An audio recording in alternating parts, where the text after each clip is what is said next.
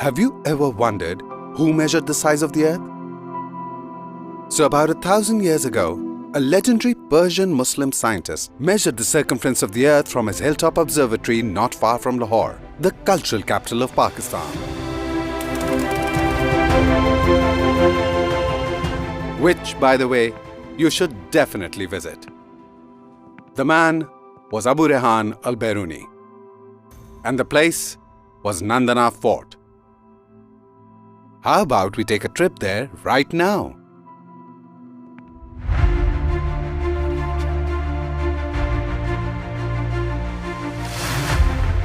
On the magnificent salt range of Punjab, you can see a historical wonder.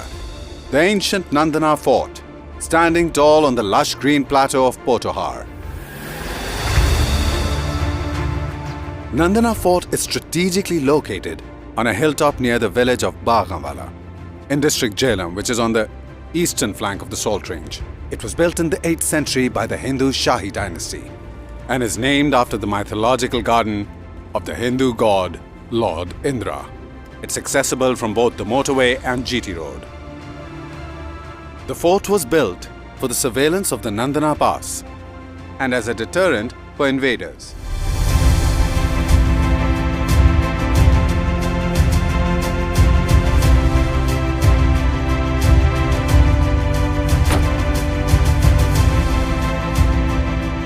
The Nandana Fort remained a stronghold of the Hindu Shahi dynasty until it was captured in 1013 by Mahmud of Ghazni.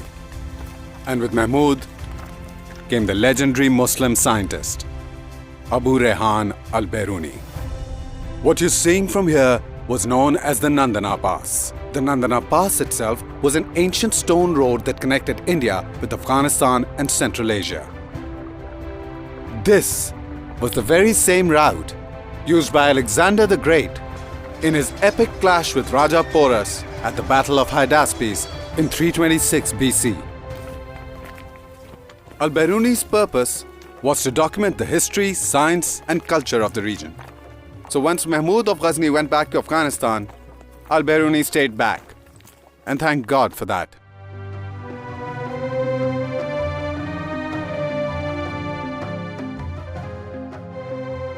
I am standing at the very spot where Abu-Rehaan Al-Beirooni had his observatory in the 11th century.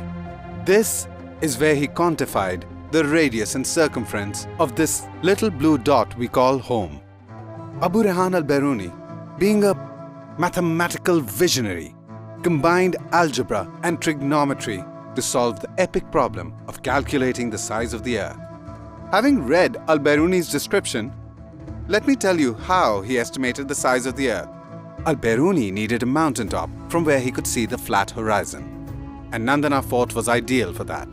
But first, he needed to measure the height of the mountain. He did this by going to 2 points in the valley which were in a straight line with the mountaintop.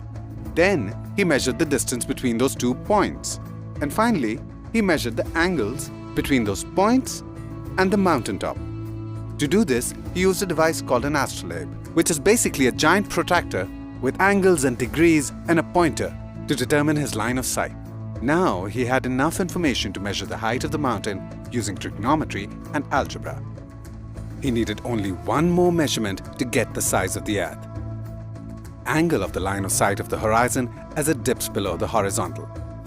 Now here's the amazing part. Al-Beirooni imagined the mountain as a large right-angled triangle, which has 3 corners: the mountaintop, the horizon, and the center of the Earth. Using trigonometry, Al-Beirooni figured out that the angle of the horizon and the height of the mountain were related to the radius of the Earth, and algebra helped him calculate it. This was the formula that allowed Al-Beirooni to calculate the circumference of the Earth, which, by the way, is within 200 miles of the value that we know of it to be today, about 25,000 miles. That is an accuracy of 99%. And that too when it was measured almost 1,000 years ago. Let that sink in. The Nandana complex comprises of a fort, a temple, and a mosque. The temple is known as the Shiva temple, and it was built by Anandapala, son of the Shahi king Jayapala, somewhere early in the 9th century. The mosque was built by Mahmud of Ghazni when he took over the fort from the Hindu Shahi Raj. Nandana remained under Muslim rule until the Sultan of Khwarizm was defeated by the Mongol hordes in the 13th century. The furious Mongols, led by the ruthless Genghis Khan himself, used the Nandana Pass to chase the fleeing Sultan and capture the fort. I mean, what history this place has. A couple of centuries later, when the Mughals recaptured the fort and the pass, Nandana became a place for leisure. Finally, no more wars and invasions.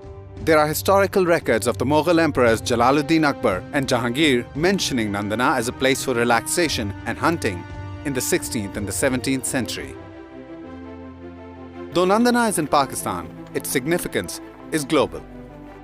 This is a place that belongs to all humanity. This hidden marvel of heritage was recently highlighted during Prime Minister Imran Khan's visit to Nandana. The Prime Minister himself takes keen interest in cherishing and preserving our glorious past for generations to come. Government of Punjab, under the vision of Prime Minister Imran Khan, has decided to preserve, restore and promote Nandana, as well as the incredible contributions of Abu-Rehaan Al-Beirooni towards humanity. The first step towards making this dream a reality is the formation of the Radius, which will include 7 historical sites from the region, including Nandana Fort, Shiva Temple, Katas Raj, Tila Jogiyan, Kyora Salt Mines, Malat Fort and Takht-e-Babri. What you see here right now are perhaps just ruins, but every stone here is steeped in history. The wind whispers stories.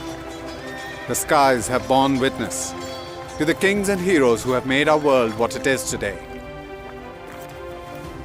Come and have a look. We're right here, waiting.